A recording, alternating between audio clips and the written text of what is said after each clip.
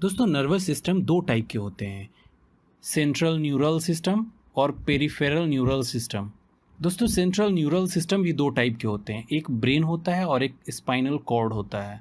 और peripheral neural system भी दो टाइप के होते हैं, सोमैटिक न्यूरल सिस्टम होता है और ऑटोनॉमिक न्यूरल सिस्टम होता है। दोस्तों आज के इस वीडियो में हम बात करने वाले हैं ब्रेन के बारे में।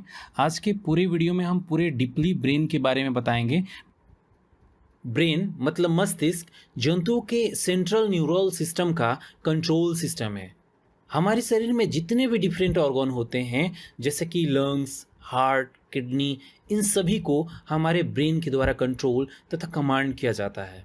साथ ही साथ शरीर के बैलेंस, शरीर का टेम्परेचर, भूख और प्यास तथा बहुत सारे इंडोक्राइन ग्लैंड्स को हमारा ब्रेन कंट्रोल करता है। इसलिए ब्रेन को शरीर का सीपीयू भी कहा जाता है। दोस्तों इसका जो मुख्य काम होता है वो ज्ञान, बुद्धि, तर्क शक्ति, स्मरण शक्ति, विचार निर्णय आदि को कंट्रोल करना होता है। हमारा ब्रेन सिर में स्थित क्रेनियम द्वारा सुरक्षित रहता है और जो इसका वेट होता है वो करीब करीब 1.2 से लेकर 1.4 केजी तक होता है। यह मुख्य सेंस ऑर्गन्स जैसे कि आँख, कान, नाक, जीभ, त्वचा से जुड़ा रहता है और सभी ऑर्गन से इलेक्ट्रिक जो इम्पल्स होता है यहीं पर आता है, जिसको समझना तथा रिस्पॉन्ड करना मस्तिष्क मतलब ब्रेन का काम होता है। दोस्तों ब्रेन सभी ऋणधारी प्राणियों में पाया जाता है।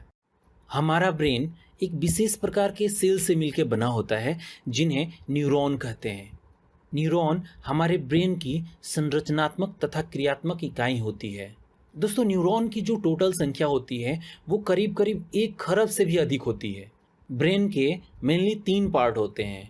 फर्स्ट अग्र मस्तिष्क मतलब फोर ब्रेन, सेकंड मध्य मस्तिष्क मतलब मिड ब्रेन तथा जो लास्ट है पश्च मस्तिष्क जिसको कहा जाता है हाइंड ब्रेन। तो चलिए दोस्तों हम फर्स्ट बात करते हैं फोर ब्रेन मतलब अग्र मस्तिष्क के बारे में। दोस्तों यहाँ पर फोर ब्रेन को भी हम 3 पार्ट में डिवाइड कर सकते हैं, सेरेब्रम, थैलेमस और हाइपोथैलेमस। ठीक है, तो सबसे पहले हम बात करते हैं सेरेब्रम की। सेरेब्रम मतलब हिंदी में जिसको प्रमस्तिष्क कहा जाता है। देखिए सेरेब्रम ह्यूमन ब्रेन का सबसे बड़ा और डेवलप पार्ट है जो 2 हेमिस्फीयर में लॉन्गिट्यूडनली डिवाइड होता है, जिसको left and right cerebral hemisphere कहा जाता है। दोनों हेमिस्फीयर्स जिस नर्व फाइबर से जुड़ा रहता है उसे कॉर्पस कैल्शियम कहते हैं। सेल के जिस लेयर से सेरेब्रल हेमिस्फीयर को कवर करते हैं उसे सेरेब्रल कॉर्टेक्स कहते हैं, जो नर्व सेल्स का बना होता है और भूरे रंग का होता है, इसे ग्रे मैटर कहते हैं। सेरेब्रल कॉर्टेक्स के नीचे का जो पार्ट होता है वो एक्सॉन से बना होता है और यह श्वेत रंग का होता है जिसे वाइट मैटर कहते हैं। सेरेब्रम का लेफ्ट हेमिस्फीयर बॉडी के राइट पार्ट को कंट्रोल करता है और इसी तरीके से राइट हेमिस्फीयर लेफ्ट पार्ट को कंट्रोल करता है। अब सेरेब्रम का कार्य क्या होता है, तो देखिए मेनली इसके 3 काम होते हैं। सेरेब्रम मानसिक काम जैसे कि सोचना, तर्क करना, प्रॉब्लम सॉल्व करना, योजना बनाना, याद रखना आदि करता है। दूसरा यह हमारे शरीर में प्रेजेंट वॉल्यूटरी मसल्स को कंट्रोल करने का काम करता है। सेरेब्रम आँख, कान, नाक इत्यादि से आने वाले जो भी इंफॉर्मेशन होता है उसको ग्रहण करता है और इस पर कार्रवाई करने का काम करता है। दोस्तों जिस व्यक्ति में सेरेब्रम छोटा होता है उस व्यक्ति का गाइरस तथा सल्कस कम डेवलप होता है और वह व्यक्ति कम दिमाग का होता है, मतलब दिमाग से पैदल होता है।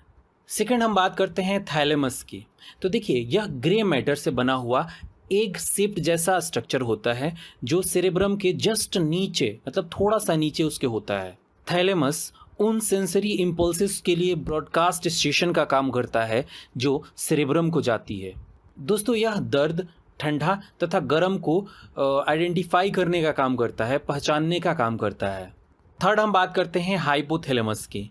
तो देखिए यह ब्रेन का वह पार्ट है जो थैलेमस के नीचे होता है, मतलब थैलेमस के भी ये नीचे होता है हाइपोथैलेमस। अब क्वेश्चन उठता है कि हाइपोथैलेमस का क्या काम होता है। तो देखिए हाइपोथैलेमस का काम जो होता है, जब भी आपको भूख लगता है, प्यास लगता है, आपको गुस्सा आता है, क्रोध आता है या फिर घृणा आता है, किसी पे प्यार आता है, जब आप इमोशन हो जाते हैं, तो इन सभी को कंट्रोल करने का काम किसका होता है, हाइपोथैलेमस का होता है। यह शरीर के टेम्परेचर और शरीर में पानी की मात्रा को भी कंट्रोल करने का काम करता है। दोस्तों इसके नीचे पिट्यूटरी ग्लैंड स्थित होता है। हाइपोथैलेमस एंडोक्राइन ग्लैंड से निकलने वाले हार्मोन्स को कंट्रोल करता है। तो चलिए अब हम बात करते हैं मिड ब्रेन के बारे में। दोस्तों मिड ब्रेन जो होता है ना, फोर ब्रेन और हाइंड ब्रेन के बीच में एक छोटा सा पार्ट होता है जिसे मिसेंस कहा जाता है। मिड ब्रेन मेनली 4 बॉडी से मिलकर बना होता है। इन बॉडी को कार्पोरा क्वाड्रिजेमिन कहते हैं। ऊपर के 2 बॉडी टेक्टम और नीचे के बॉडी टेगमेंटम कहलाते हैं। दोस्तों टेक्टम देखने के लिए रिस्पॉन्सिबल होता है तथा टेगमेंटम सुनने के लिए रिस्पॉन्सिबल होता है। तो चलिए अब हम थर्ड बात करते हैं हाइंड ब्रेन के बारे में। तो देखिए दोस्तों, हाइंड ब्रेन जो होता है ना, वो हमारे ब्रेन का सबसे पीछे का भाग होता है जो सेरेबेलम, पॉन्स और मेडुला ऑब्लांगेटा से मिलकर बना होता है। देखिए यहाँ पे सबसे पहले हम बात कर लेते हैं सेरेबेलम के बारे में। तो देखिए यह मस्तिष्क का दूसरा सबसे बड़ा भाग होता है। अगर सेरेबेलम को बेस माने तो सेरेबेलम से यह नीचे की तरफ होता है। इसमें अनेक खांचे बने होते हैं। इसका कार्टेक्स भी ग्रे मैटर का बना होता है।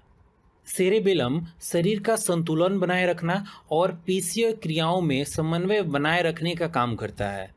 सेकेंड हम बात करते हैं पॉन्स की। तो देखिए पॉन्स को मेटेनसेफेलॉन भी कहा जाता है।